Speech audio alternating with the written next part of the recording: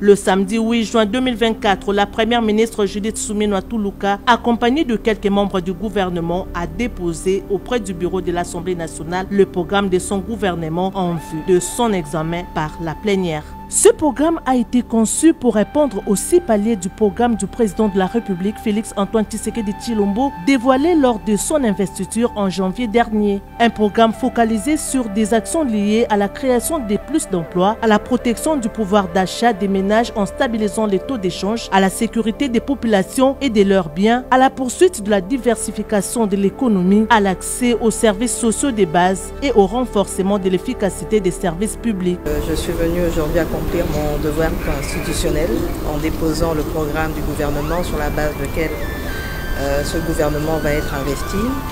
Nous avons travaillé sur base de 6 engagements du chef de l'État tels qu'il les a libellés au moment de sa campagne électorale et au moment de son investiture. Donc dans nos priorités, il y a notamment la nécessité de créer plus d'emplois, la nécessité d'améliorer le pouvoir d'achat de la population congolaise, la nécessité sur base en consolidant les acquis de la mandature passée, la nécessité d'avoir plus d'infrastructures en termes de routes terrestres, voies fluviales, voies aériennes, chemins de fer, nécessité aussi d'améliorer les questions en rapport avec le renforcement des capacités humaines. Donc là, on va toucher notamment au renforcement de l'administration au niveau de la fonction publique notamment, plus de justice, un meilleur accès à la justice et aussi une amélioration du climat des affaires avec notamment un accent sur la corruption, la lutte contre la corruption et sans oublier la nécessité aussi de travailler sur les questions environnementales parce que comme vous le savez aujourd'hui, le changement climatique a un impact sérieux sur le monde entier et nous en RDC nous sommes impactés, notamment rien qu'à voir ce qui se passe aujourd'hui avec la culture du maïs. Nous n'avons pas eu suffisamment de pluie et donc tout cela sont des questions sur lesquelles nous devons travailler parce que ça touche le quotidien de la population congolaise. Après concertation des regroupements politiques membres de l'Union sacrée de la nation par le bureau, l'heure est maintenant à la concrétisation des engagements pris par les différents regroupements pour donner les quitus au nouveau gouvernement. La plénière consacrée à l'audition du discours programme de ce gouvernement sera convoquée la semaine prochaine afin que les députés nationaux puissent analyser les objectifs prioritaires du gouvernement et apporter leur pierre à l'édifice. L'analyse et les débats des élus nationaux seront focalisés sur la représentativité territoriale sur toute l'étendue du pays dans les actions prévues par ce programme. Nommé sur ordonnance présidentielle le mercredi 29 mai 2024, le nouveau gouvernement de la République démocratique du Congo est en voie d'être investi par l'Assemblée nationale. J'aime chez vous avec la société BDN Nettoyage.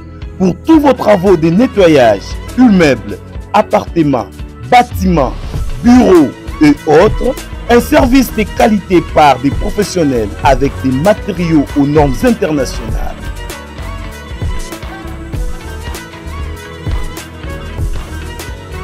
La société BDN Nettoyage offre aussi un service des femmes de ménage expérimentées pour tous vos besoins. Pour tout contact, plus 33 61 38 86 338, plus 243 97 91 99 381. BDN Nettoyage, le meilleur du nettoyage. BDN, c'est la qualité de notre service.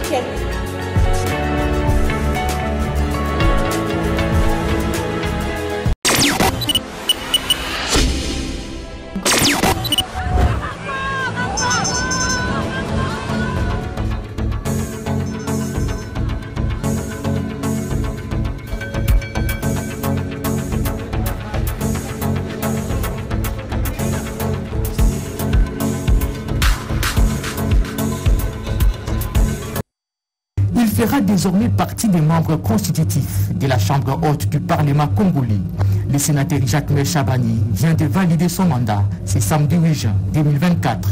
Élu du Nord Kivu pour le compte de l'Union pour la démocratie et le progrès social, Jacques Chabani est porteur d'espoir pour cette grande communauté, victime de plusieurs violences occasionnées par l'agression rwandaise avec ses supplétifs du M23. Cet élu compte poursuivre sa lutte pour offrir cette population un environnement sain où il fera beau vivre. Pour la province du Nord-Kivu, 1. M. Chabani Luko Biamo Jacquemin.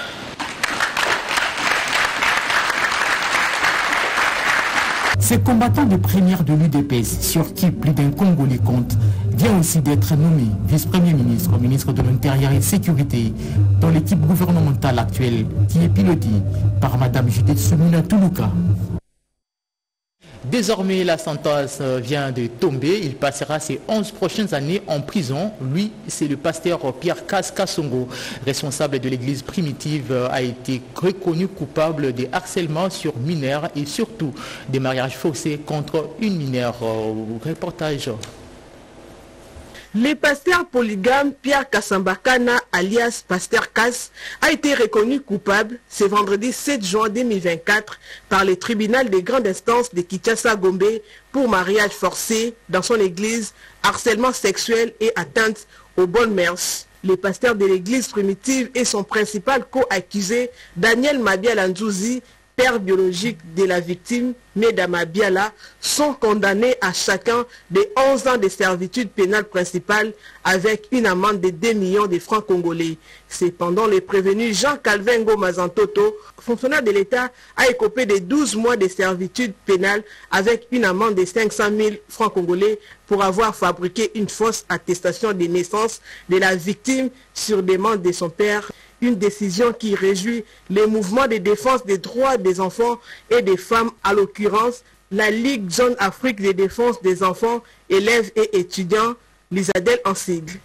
Un pasteur très arrogant qui a prouvé son arrogance devant les juges tout en exhortant ses fidèles à aller consommer les rapports sexuels avec des mineurs.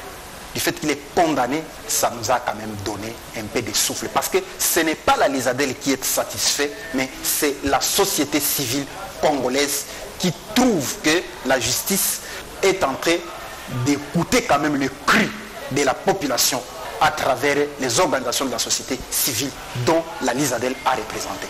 Cette condamnation inédite pour un homme d'église constitue un signal fort face à de tels agissements interdits par la loi du pays. Cela prouve à suffisance que personne n'est à l'abri de la justice lorsque des actes répréhensibles sont commis.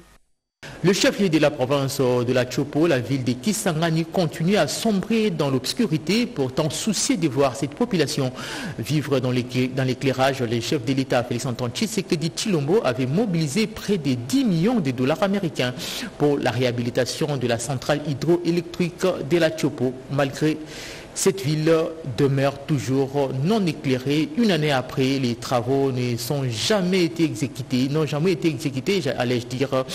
Les élus ressortissants de cette province veulent voir clair sur l'utilisation de cette somme. Ils ont initié une question écrite à l'Assemblée nationale à l'endroit du directeur général de la SNEL. Ils étaient au micro de notre concert à Nimbalaka.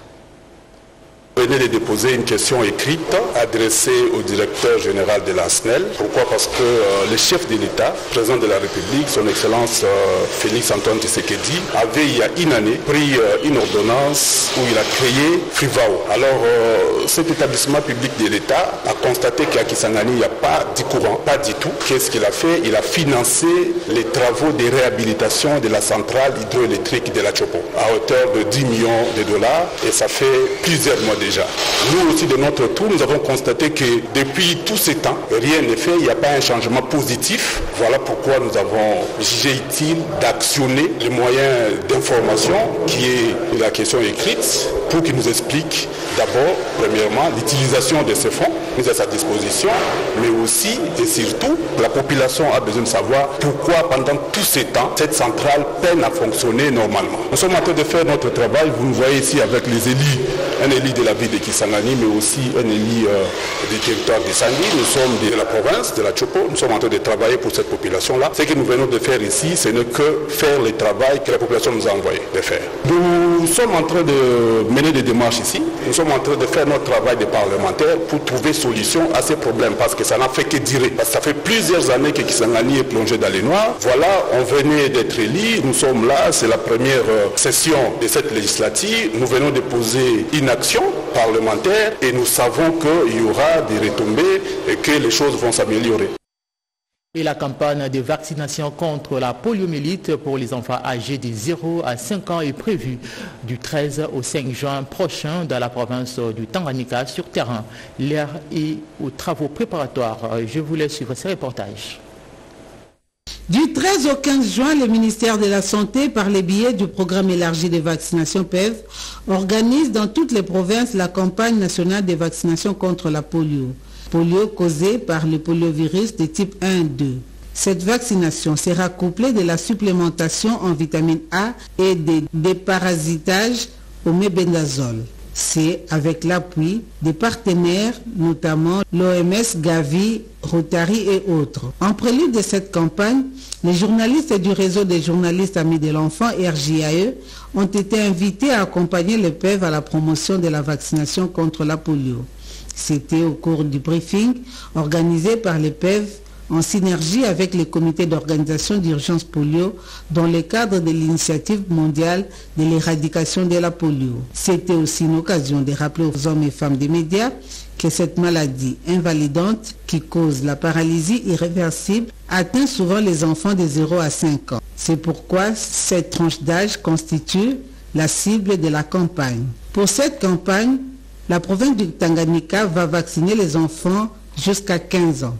Les orateurs ont insisté sur le fait qu'il n'existe pas de traitement contre la polio. Seule la vaccination demeure l'arme efficace. C'est pourquoi ils ont insisté pour dire aux parents que vacciner c'est aimer et vacciner c'est sauver les enfants. La vaccination va contribuer à stopper la circulation du virus et créer l'immunité collective au pays.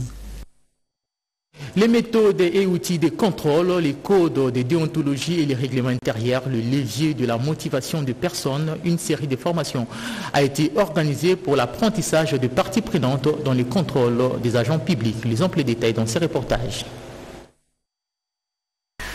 La matinée pédagogique organisée à l'hôtel Sultani dans la commune de Lagombe par les conseils provinciaux de Kinshasa de l'Ordre national des experts comptables a permis à tous les participants de s'approprier la notion du contrôle qualité de l'ONEC ainsi que le comportement attendu dans le chef de l'expert comptable lorsqu'il est appelé à délivrer l'attestation de certification et les rapports de certification suivant la norme professionnelle de 2024/001/ONEC. Les experts comptables ont également appris que le respect de la déontologie et de l'éthique est démise aussi au moment de l'établissement du rapport des certifications des états financiers, conformément à la norme ISA. Il fallait doter d'abord le commissaire aux comptes des différentes normes qui vont déterminer son comportement au niveau professionnel. Parce qu'il doit avoir un comportement professionnel du point de vue de la capacité et de la compétence pour accomplir, réaliser ses missions. Ces rappels et notions ont été appréciés par les participants. Le président de l'ONEC évoque ici l'importance de ces genres de formations pour la corporation et souligne la nécessité pour les experts comptables d'avoir l'assurance pour la responsabilité civile professionnelle. En tant qu'expert comptable, on passe par un processus d'acquisition des connaissances, d'un savoir, mais on doit pouvoir maintenir ces savoirs et l'améliorer tout au courant de la carrière. Les experts comptables peuvent se retrouver dans des situations dans lesquelles ils causent préjudice à autrui. Et à la suite de telles situations, il peut être requis qu'ils soient en fait obligés de réparer. Et la meilleure façon de le faire, c'est de se faire couvrir par des assurances. Enfin, dans l'après-midi, les experts comptables de Kinshasa ont pris part à l'Assemblée provinciale ordinaire, une session essentiellement budgétaire. Place à présent à la lecture des ordonnances signées par le chef de l'État, Félix-Antoine Tshisekedi Tshilombo. Ordonnance numéro 24/040 du 5 juin 2024 portant investiture du gouverneur et du vice-gouverneur de la province du Bas-Ouélé. Article 1er. Est investi gouverneur de la province du Bas-Ouélé, M. Mokemi Amissi Mike David. Article 2. Est investi vice-gouverneur de la province du Bas-Ouélé, M. Gassao Yangouloume Simon.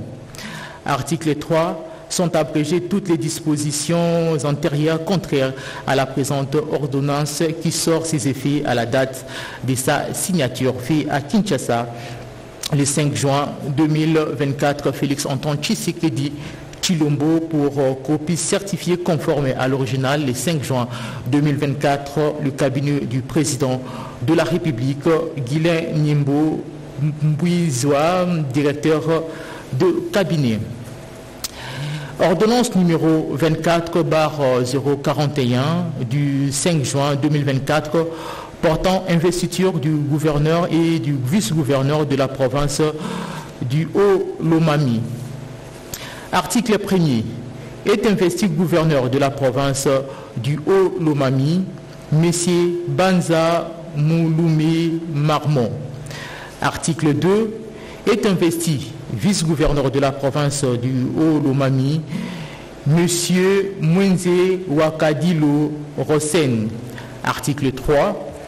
Sont abrogées toutes les dispositions antérieures contraires à la présente ordonnance qui sort ses effets à la date de sa signature fait à Kinshasa le 5 juin 2024.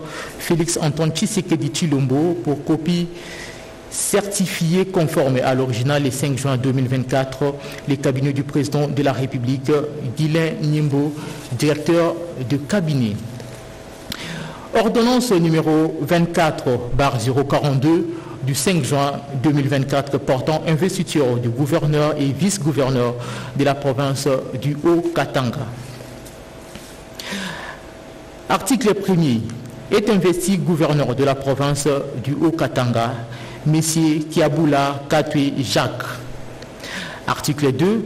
Est investi vice-gouverneur de la province du Haut-Katanga, M. Kazembe Choula Martin. Article 3. Sont abrégées toutes les dispositions antérieures contraires à la présente ordonnance qui sort ses effets à la date de sa signature fait à Kinshasa le 5 juin 2024. Félix-Antoine Tshisekedi Tshilombo pour copie certifié conforme à l'original le 5 juin 2024, le cabinet du président de la République, Guilain Nyimbo, directeur de cabinet. Ordonnance numéro 24/043 du 5 juin 2024 portant investiture du gouverneur et du vice-gouverneur de la province du Kasaï central. Article 1er. Est investi gouverneur de la province du Kasaï, M. Kamboulou Nkongo Joseph Moïse. Article 2. Est investi gouverneur de la province, vice-gouverneur de la province du Kasaï central, M. Kiyindama Kandende Job. Ordonnance, article numéro 3. Sont abrégées toutes les dispositions antérieures contraires à la présente ordonnance qui sort ses effets à la date de sa signature.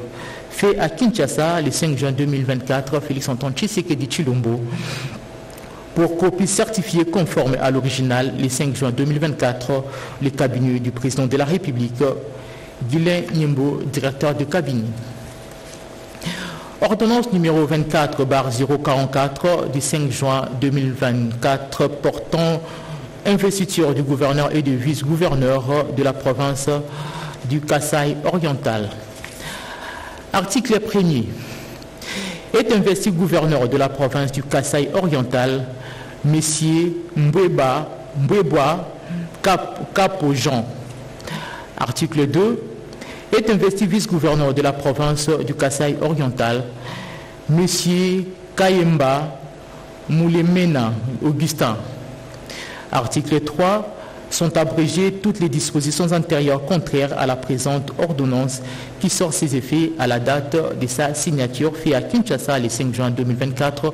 Félix Antoine Tshisekedi Tshilombo pour copie certifiée conforme à l'original le 5 juin 2024. Le cabinet du président de la République, Guilain Nyembo, directeur des cabinets. Ordonnance numéro 24/045 du 5 juin 2024 portant investiture du gouverneur et du vice-gouverneur de la ville de Kinshasa. Article 1er. Est investi gouverneur de la ville de Kinshasa, M. Bumba Lubaki Daniel. Article 2. Est investi vice-gouverneur de la province de Kinshasa, M. Ieli Molangi Edi. Article 3. Sont abrégées toutes les dispositions antérieures contraires à la présente ordonnance qui sort ses effets à la date de sa signature fait à Kinshasa le 5 juin 2024. Félix Antoine Tshisekedi Tshilombo pour copie certifiée conforme à l'original le 5 juin 2024. Le cabinet du président de la République, Guilain Nyembo, directeur des cabinets. Article numéro 24/046 du 5 juin 2024 portant investiture du gouverneur et du vice-gouverneur de la province du Congo. Article 1er. Est investi gouverneur de la province du Congo, M. Bitusila Lusinji Willy. Article 2. Est investi vice-gouverneur de la province de la Congo, M. Saki Mukinda Rémi. Article 3. Sont abrégées toutes les dispositions antérieures contraires à la présente ordonnance qui sort ses effets à la date de sa signature fait à Kinshasa le 5 juin 2024. Félix Antoine Tshisekedi Tshilombo pour copie certifiée conforme à l'original le 5 juin 2024. Le cabinet du président de la République, Guilain Nyembo, directeur de cabinet. Ordonnance numéro 24/047 du 5 juin 2024 portant investiture du gouverneur et du vice-gouverneur de la province de Lomami. Article 1er. Est investi gouverneur de la province de Lomami, M. Kalombo Moussoko Ironvan. Article 2. Est investi gouverneur, vice-gouverneur de la province de Lomami, M. Kayembe Tchaji Tiboula Célestin. Article 3. Sont abrégées toutes les dispositions antérieures contraires à la présente ordonnance qui sort ses effets à la date de sa signature fait à Kinshasa le 5 juin 2024. Félix Antoine Tshisekedi Tshilombo pour copie certifiée conforme à l'original le 5 juin 2024. Le cabinet du président de la République, Guilain Nyembo, directeur des cabinets. Article numéro 24/048 du 5 juin 2024 portant investiture du gouverneur et vice-gouverneur de la province du Lualaba. Article 1er. Est investi gouverneur de la province du Lualaba, Madame Masuka Saini Fifi. Article 2. Est investi vice-gouverneur de la province du Lualaba, Monsieur Moufunji Tinat Karl Clément. Article 3. Sont abrégées toutes les dispositions antérieures contraires à la présente ordonnance qui sort ses effets à la date de sa signature fait à Kinshasa le 5 juin 2024. Félix Antoine Tshisekedi Tshilombo pour copie certifiée conforme à l'original le 5 juin 2024. Le cabinet du président de la République, Guilain Nyembo, directeur de cabinet. Article numéro 24/049 du 5 juin 2024 portant investiture du gouverneur et du vice-gouverneur de la province de la Mongala. Article 1er. Est investi gouverneur de la province de la Mongala, M. Makaka Papekaka Jean Colin. Article 2. Est investi vice-gouverneur de la province de Mongala, M. Ayaka Kouma Cédric. Article 3. Sont abrégées toutes les dispositions antérieures contraires à la présente ordonnance qui sort ses effets à la date de sa signature fait à Kinshasa le 5 juin 2024. Félix Antoine Tshisekedi Tshilombo pour copie certifiée conforme à l'original le 5 juin 2024. Les cabinets du président de la République, Guylaine Nyembo, directeur des cabinets. Ordonnance numéro 24/050 du 5 juin 2024 portant investiture du gouverneur et du vice-gouverneur de la province du Sud Kivu. Article 1er. Est investi gouverneur de la province du Sud Kivu, Messieurs Pouroussi Sadiki Jean-Jacques. Article 2. Est investi vice-gouverneur de la province du Sud Kivu, Monsieur Nyewa Elakono Jean-Jacques. Article 3. Sont abrégées toutes les dispositions antérieures contraires à la présente ordonnance qui sort ses effets à la date de sa signature fait à Kinshasa le 5 juin 2024. Félix Antoine Tshisekedi Tshilombo pour copie certifiée conforme à l'original le 5 juin 2024. Le cabinet du président de la République, Guylaine Nyembo, directeur des cabinets. Enfin, ordonnance numéro 24/05 du 5 juin 2024 portant investiture du gouverneur et du vice-gouverneur de la province de la Chopo. Article 1er. Est investi gouverneur de la province de la Chopo, Messieurs Lendongolia Lebabonga Paulin. Article 2. Est investi vice-gouverneur de la province de la Chopo, Messieurs Lomoyo Iteku Didier. Article 3. Sont abrogées toutes les dispositions antérieures contraires à la présente ordonnance qui sort ses effets à la date de sa signature fait à Kinshasa le 5 juin 2024. Félix Antoine Tshisekedi Tshilombo pour copie certifiée conforme à l'original le 5 juin 2024. Les cabinets du président de la République, Guylaine Nyembo, directeur des cabinets. Nous poursuivons avec ce journal. Comment transformer son idée en projet d'investissement et quelles sont les garanties que l'État accorde pour protéger les investisseurs, les éléments fournis aux étudiants de l'Université technique Belcampus par l'équipe de l'ANAPI. Yvette Mankoutima pour les commentaires.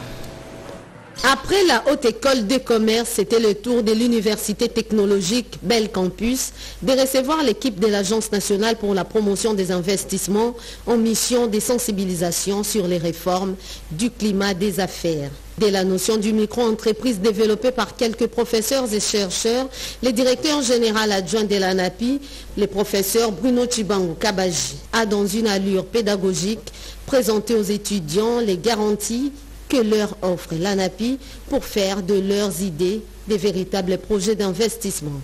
Le monde scientifique, c'est un monde très important.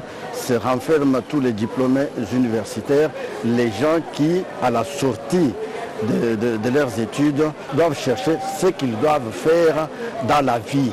Alors nous devons les inviter à matérialiser ce qu'ils ont comme idée pour savoir créer d'eux-mêmes les entreprises.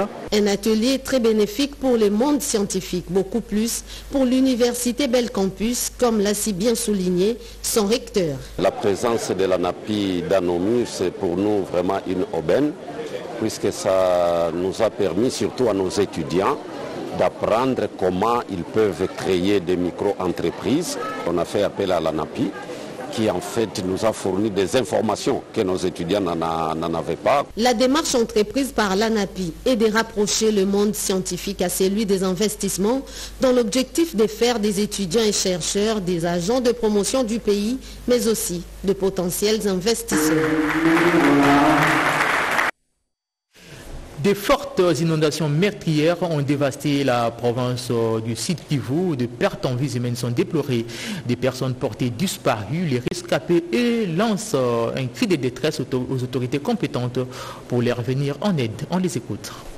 suite à la montée spectaculaire des eaux du lac Tanganyika et du marais dénommé Nyangara. Les vies des populations congolaises et burundaises qui utilisent la route nationale numéro 30 reliant ces deux pays des Grands Lacs, leurs vies sont donc en danger. Ces populations traversent plus ou moins 4 km dans les eaux en débordement, courant ainsi le risque d'être mordues par les serpents qui sont très visibles dans ces eaux qui avalent les bâtiments qui abritent différents bureaux des services de l'État commis à la frontière congolaise. Les agents des services commis à la frontière congolo-burundaise de Kavivira et les voyageurs de la RDC vers le Burundi et ceux du Burundi vers la RDC arrivent difficilement à leur destination respective. Certains traversent ces 4 km par pirogue, par tracteur agricole, par camion et par des véhicules à double traction. Quant aux personnes vivant avec handicap, elles traversent avec leur vélo, courant ainsi des risques, et d'autres personnes sont transportées au dos. Des petits véhicules ne peuvent plus passer et plusieurs personnes voudraient traverser, mais les véhicules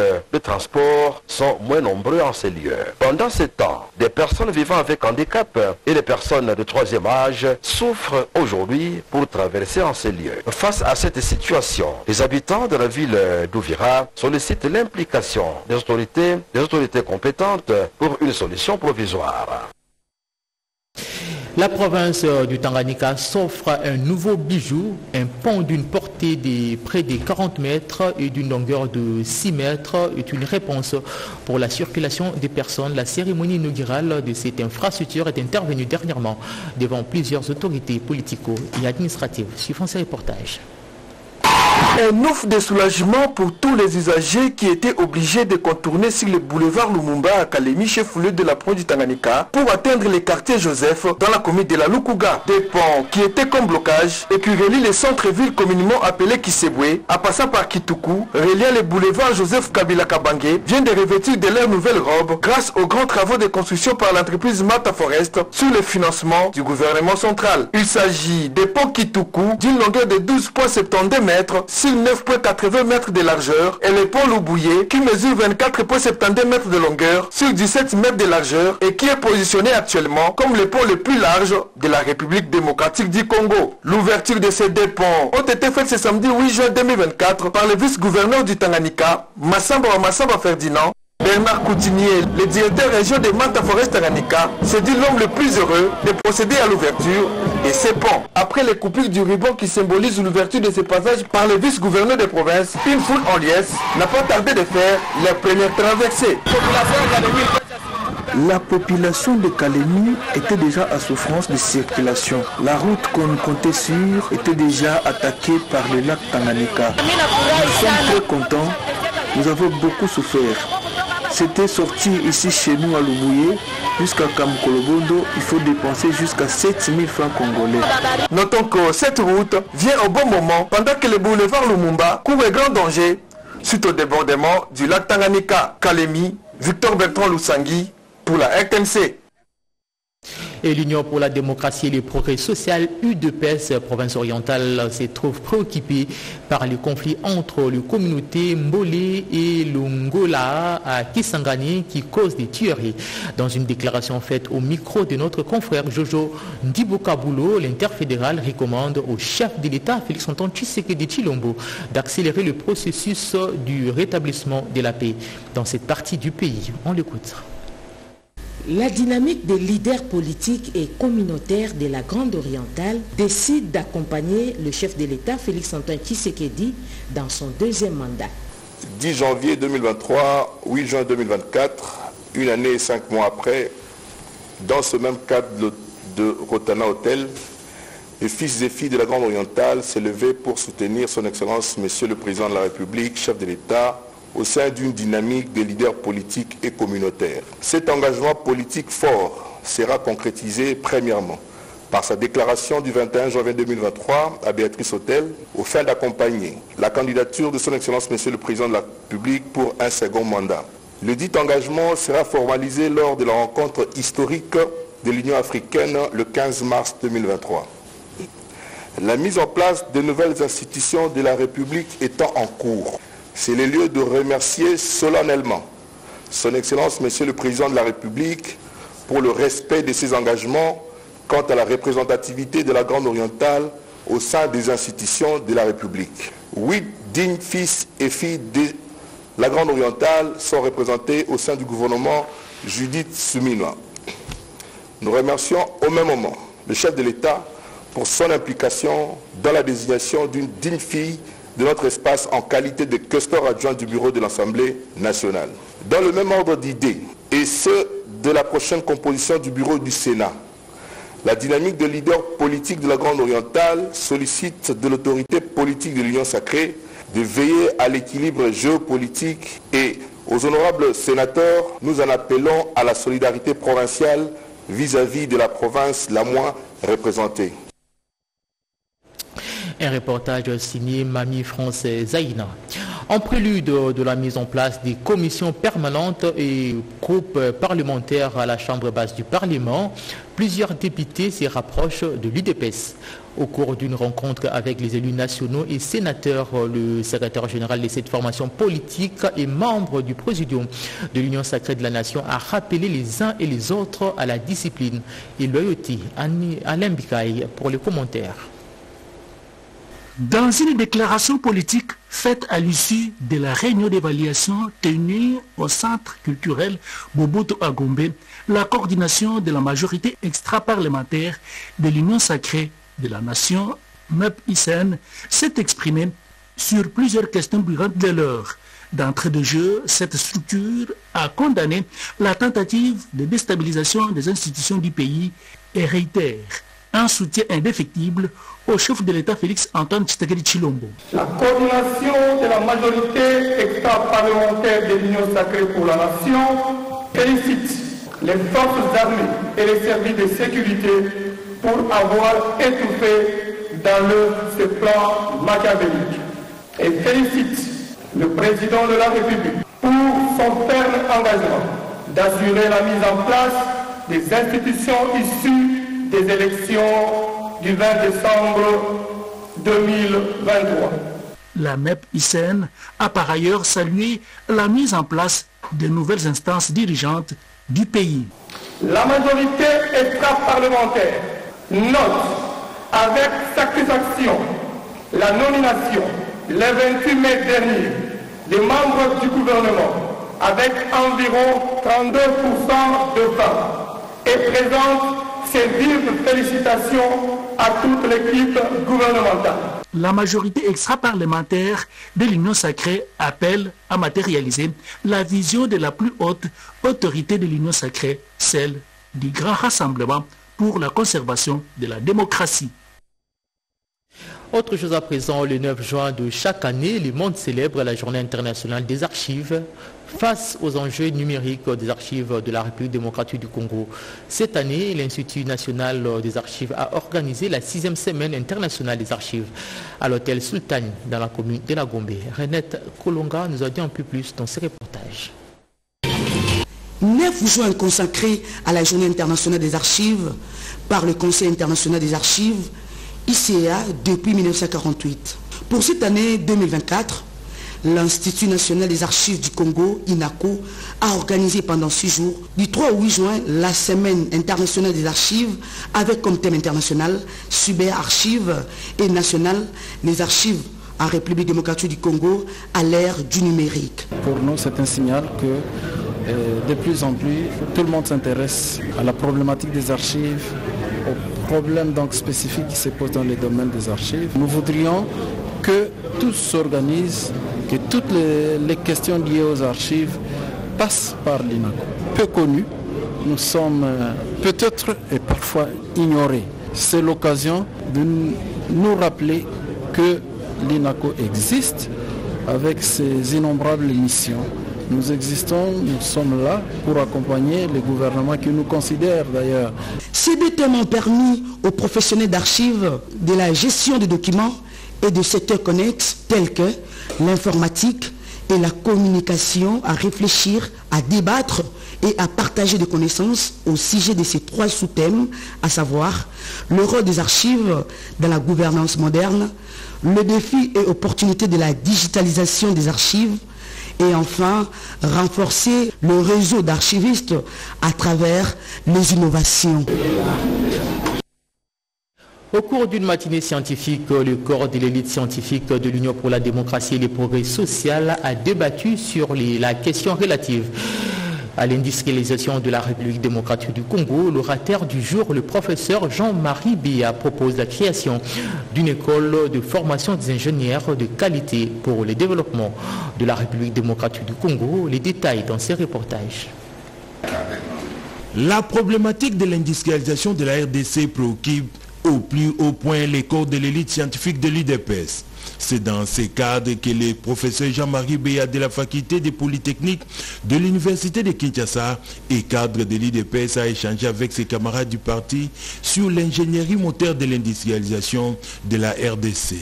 Jean-Marie Béa Kamba interpelle le pouvoir public sur la nécessité de former plus d'ingénieurs pour répondre à la question du manque criant des infrastructures et des chômages en République démocratique du Congo. Nous avons suggéré que les pouvoirs publics puissent investir davantage dans la formation des ingénieurs, filles et garçons, pour que le pays, comme beaucoup d'autres, puissent arriver à nous industrialiser, parce que ce sont des ingénieurs qui peuvent innover, qui peuvent créer de l'emploi, qui peuvent permettre au travers de l'industrie qui serait créée, mise en place. Au vice-coordonnateur, professeur Élisée Ilunga Mbouyamba, d'ajouter. La conférence qui sera organisée ce mois, où nous parlons de l'industrialisation de la RDC. Nous voulons que les pays soient industrialisés, que ce processus n'est possible qu'avec la formation des ingénieurs. Il faudra des ingénieurs et des ingénieurs bien formés. La deuxième conférence sur le développement de la RDC réunira les intelligences congolaises pour débattre sur l'industrialisation de la RDC. Religion en communion avec l'Église catholique universelle, les chrétiens de l'Église catholique de la République démocratique du Congo commémorent ces jours ces 45 martyrs catholiques et anglicanes, les martyrs de l'Ouganda. Cette commémoration est célébrée le 3 juin de chaque année. En marge de la célébration de la fête de martyrs de l'Ouganda, commémorée le 3 juin de chaque année, l'ambassadeur Aïch Matata Toaya a organisé ce samedi 8 juin à Kinshasa une messe de requiem en la paroisse Sacré-Cœur. L'officiant du jour a édifié le fidèle sur le livre de Josué 24:15.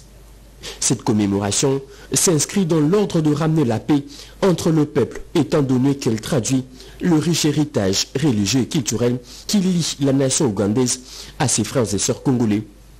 Comme l'Ouganda, la RDC a une histoire riche, également marquée par des luttes.